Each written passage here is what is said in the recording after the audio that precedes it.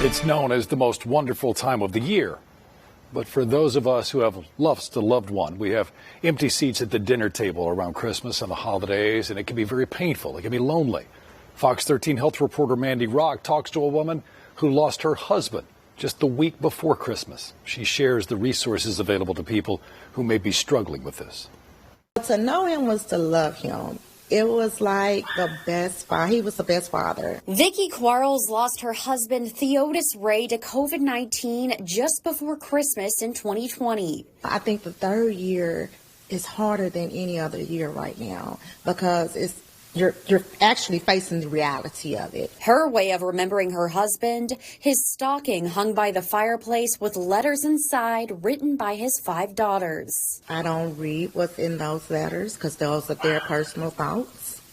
And then we also drop it into the mailbox over here, the special delivery. While there's no right or wrong way to celebrate the holidays after loss, counselors say there are ways to ease the pain.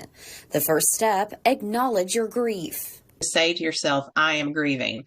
That is why I am feeling this way. That is why maybe I don't feel the holly jolliness that everyone else around me is feeling. Angela Hamblen-Kelly manages the Baptist Centers for Good Grief. She said it's normal for people impacted by tragedy to not want to participate in holiday gatherings. She recommends coming up with a plan to navigate the season that works for you. That can be doing different traditions, maybe doing a very scaled down version. If you know someone who has experienced loss, validate their feelings and let them know you're there for them. You don't have to have the most eloquent, perfect thing. It's not about what you have to say. It's about your presence, and it's about showing up to people who are grieving. As for Quarles, she's using her tragic loss as a way to reach out to others who may be struggling. When you're helping others, your pain is not focused on yourself anymore. You're not really focusing on yourself.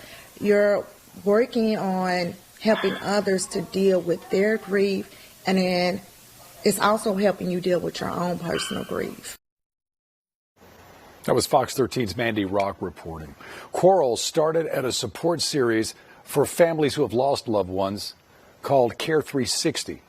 Now, the Baptist Centers for Good Grief also offers free counseling groups for people who are dealing with loss during the holidays and throughout the year. We posted how you could sign up for these resources on our website. Go to fox13memphis.com.